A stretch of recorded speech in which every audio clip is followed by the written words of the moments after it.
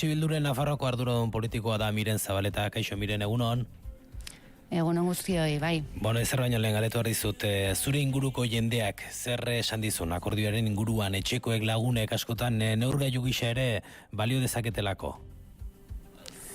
Denetarik entzun baldin badut ere, nik uste dut gehienen artean albiste on bat bezala hartu dela, behingoagatik 82 urte eta gero Iruñaren bihotzean dagoen monumentu honetan esku hartze indartsu bat egiteko akordioa, ez? Eta kezkaz ere bizi izan da, azkeneko egun hauetan bereziki eskuinaren ezkerreko flanko honetan bizi izan ditugun hainbat eztabaida edo sortu diren hainbat eztabaida, ez? Baina oro har albiste on bezala hartu dela sinetsita nago, esan bezala behingoagatik esku hartze bat egongo delako, eta esku hartze hori gure ustez ideologikoki eta politikoki potentea izango delako, ez? Akordio historikoa zela esan da iragarri zenuten, pentsa noiztik, ez? Mai gainean eta esku hartzerik gabe egon den auzi izan den. Bai, gure ustez historiko hitza askotan erabiltzen baldin bada ere, kasu honetan erabat erabilgarria zen, hain zuzen ere denbora referentzia hori begiratu ezkero, ez? Guk bi helburu jarri genizkion gure buruari, akordio hau negoziatzen ari ginen bitartean, aurrenekoa zen egoera hau behingoz desblokeatzea eta irtenbide bat eskaintzea orain arte posible izan ez den horri, eta bigarrena zen eraisketa arkitektoniko batetik arantzago, bai ala bai, esku hartze horrek eraiste ideologiko eta politiko bat eskaini bertziola monumentu horri, eta uste dugu akordionek posible egiten duela ideologikoki eta politikoki eraiste hori bultzatzea, ez? Azken finean beste hitz batzuekin esan da ere, frankismoaren eta frankismoak fasismoarekin izandako binkulazioa inpugnatzeaz ari ginen eta ari gara, eta horretarako gure ustez akordio zabalak behar dira, hori gehiengoekin egin behar dugu, eta gainera juridikoki bideragarria den planteamendu baten gainean, ez? Ezin bai dugu ahaztu edo antzi parean daukagun eskuinaren indarra zein den, eta urte luze hauetan eta baita ere azkeneko hilabete hauetan eraikin hori dagoen bezala gorazarre egiten eta daukan arkitekturarekin mantentzeko mugimenduak ere egin izan dituztela eta egiten ari direla, eta horren parean esan bezala frankismoa eta fasismoaren inpugnazio ariketa aliketa zabalena, ez? Planteatu nahi genuela, ez? Eta hortikan aurrera etorkizunari begirako ekarpen bat ere egin, bereziki belaunaldi berriei hor zer utzi nahi diegunaren galderari erantzunez, ez? Aipatu duzu, ez? Mingarri izan da urte hauetan guztietan frankismoari gorazarre egiten zion monumentu hori izateak, eta aspaldiko eztabaida zen eraitsi izaera aldatu, bigarren honen ingurukoa da azkenean akordioa, zergatik? Nik esango nuke bigarren horren berradierazpenaren lerrotik baldin badijoa ere, kombinazio bat dela, ez?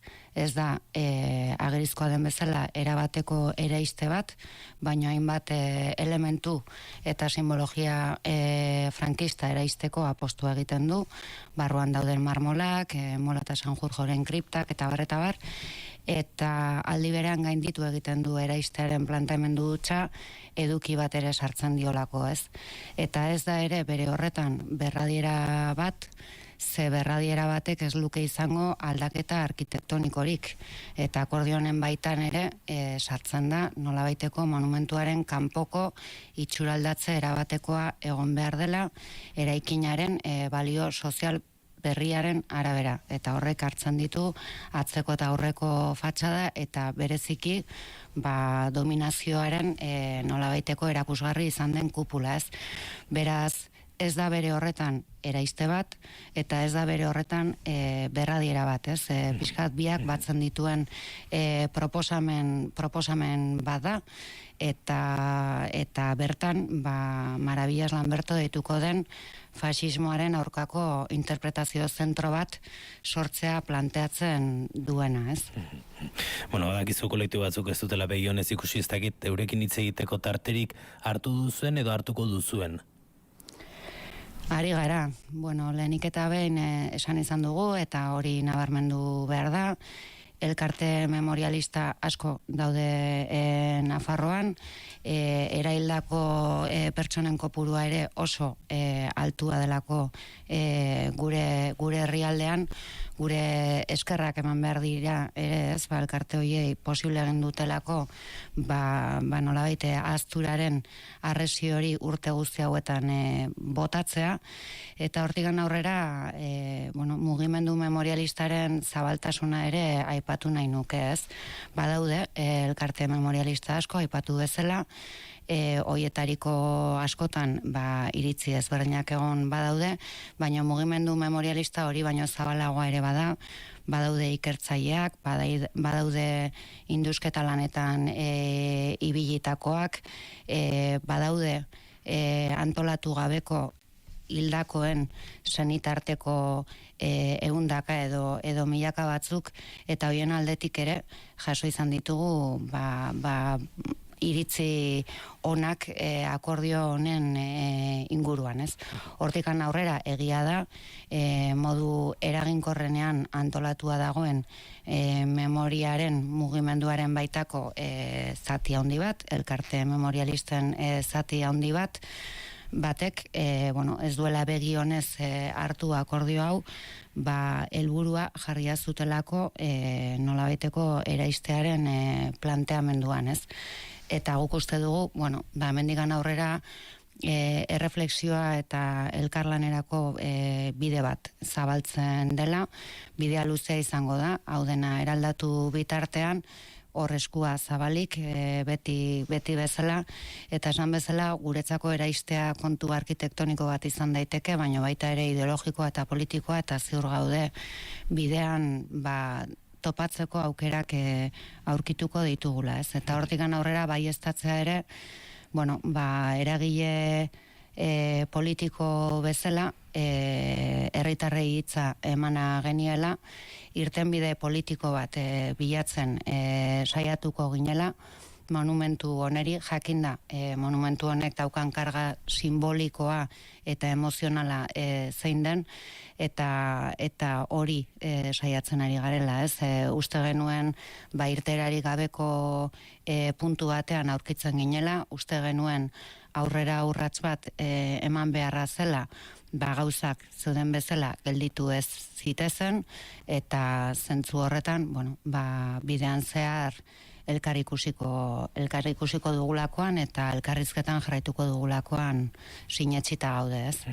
Frankismoari gorazarre egiten dion monumentu hori 2024 iristearen arduradun garbi esan genezake UPN dela, eta akordioaren ostean hauxe da esan duena. Una resignificación hubiera entrañado pues que en lugar de ser un monumento dedicado a un enfrentamiento civil, por un bando, pues que se dedique a otros usos. Y sin embargo han decidido simplemente cambiar de bando. Es decir, donde se homenajeaba a los muertos del bando franquista, ahora se van a homenajear a una persona represaliada del otro bando. Del otro bando, esaten duena Maravillas Lamberto, neska gaztea da. Miren, zer iruditu zaizue, Sánchez de Munainen hitz hauek? Nik uste dela urtzen duela primeran eskuinak pentsatzen duena eta jartzen gaituela ere parean daukagunaren tamainan, ez? Eta hori izan beharko litzateke deialdi bat ere, nolabait ezkerraren eta demokraziaren alde gauden herritar guztien indarrak biltzeko, ez? Azkenean Maravillas Lambertori egiten dion referentzian esaten du beste bandokoa zela, esan beharra da, hitz egiten ari garela 14 urte zituen neskato batetaz, frenterik etzegoen herri batean bortxatuta eraili zutenaz, beraz uste dugu hori esatea beste bandoko biktima bat zela, izugarrikeria badela, ez? Eta horreri lotuko nioke, zergatik izen hau, ez? Faxismoaren kontrako interpretazio zentro honetarako. Badakigu monumentu honen simbologia zein den, badakigu zeri gorazarrea egiteko, gerrari eta frankismoari gorazarrea egiteko eraikia izan zela, eta uste dugu simboloekin borrokatzen direla, eta iduritzen zaigu, Maravillasen simboloak adirazten duela ezerk baino hobeto gerran eta ondorengo frankismoan hemen gertatu zena, ez? Eta hortikan aurrera iduritzen zaigu, hitz egitea termino hoietan berradierari buruz ere neurria ematen digula, ez? Beraientzako berradiera izango litzateke hor, ez dakiz, zentro komertzial bat, taberna bat, edo dena delako bat jartzea, eta hor gelditzea, ez? UPNek PSN izan zuen, urte askoan babesleku, bere politikei eutxi izateko, orain akordio horreko hasten iragarri zenuten, ez dakit memoria kontuetan indarra aurrerakoien artean, eta bereziki PSN-erekin ikuspegi komunak dituzuen, maiz topatzen zareten, edo batzutan uste baino urrutiago zaudeten? Pentsatu nahi dut, akordio politiko honek ere horretarako, hausnarketarako parada eskaintzen digula. Egia da, memoriaren politiketan PSN eta UPN hamarkada luzez eskutik joan direla, eta egia da ere, akordio honek faxismoaren aurrean eta garaiko frankismoaren aurrean nolabaiteko elkarlanerako espazio berriak sortzen dituela, eta hori guretzako oso albiste ona da. Esan dugu, ez bakarrik monumentu honen inguruan, munduari begiratuta ezinbestekoa zegula, gutxiengoen gainean eraikitako frente amankomunak eraikitzea, badakigu nola dagoen Europa, eta zer nolako norabide autoritario eta eskuineranzkoa hartzen ari duen, estatuan ere hortxe daude mehatxuak, eta guretzako albiste ona da, espazio guzti honetan faxismoari eta frankismoak suposatu zuenari aurre egiteko balio amankomun batzuk erdiestea, ez? Beraz, nik uste dute zentzu horretan albiste ona dela. Eta hurbila etorrita ere, nik uste dute azkeneko urte hauetan nabarmenak direla, naiz eta gehiago nahiko genituzken, eta beti horrela aldarrikatuko ditugula,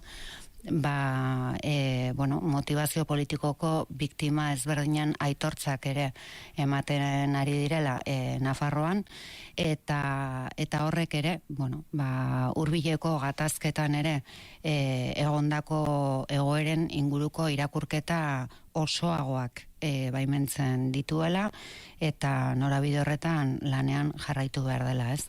Azken horri helduta, PSN-erekin gai tabu batzuk apurtzen ari dira?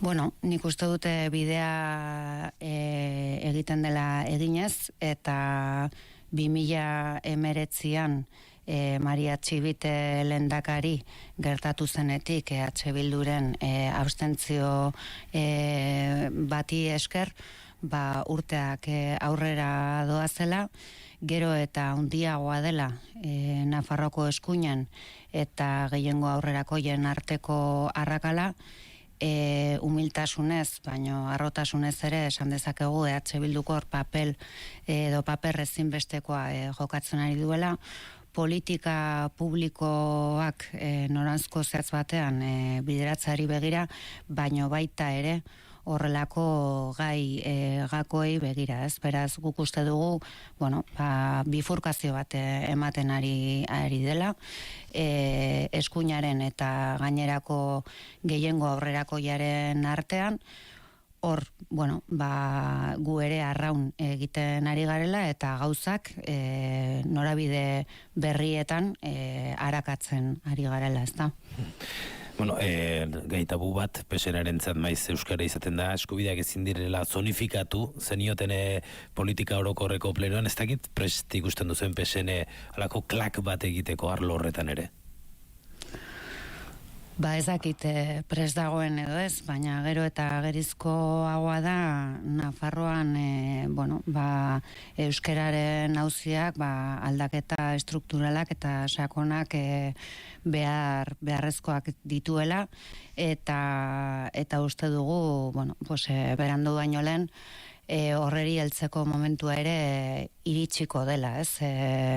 Egia da, eztabaida zaila dagola oraindikan ere, baina esan bezala, uste dugu berandu baino lehen iritsiko den eztabaida bat dela Nafarroaren demokrazia, berdinzaletasuna, aniztasuna, denon ahotan dagoen momentu honetan, ezinbestean euskara guzti horren erdigunean dagoen balio bat denezkero, ez? Mine Zabaleta, beste ordu bete gustora aritzeko gaia genituen, baina gaur hemen utzi behar dugu, beraz, beste egun baterako imarko dugu itzordua, eskerrik asko naiz irratiaren deiari erantzutearen. Eskerrik asko zuei, bai. Ondo izan, Osakada bat, agur.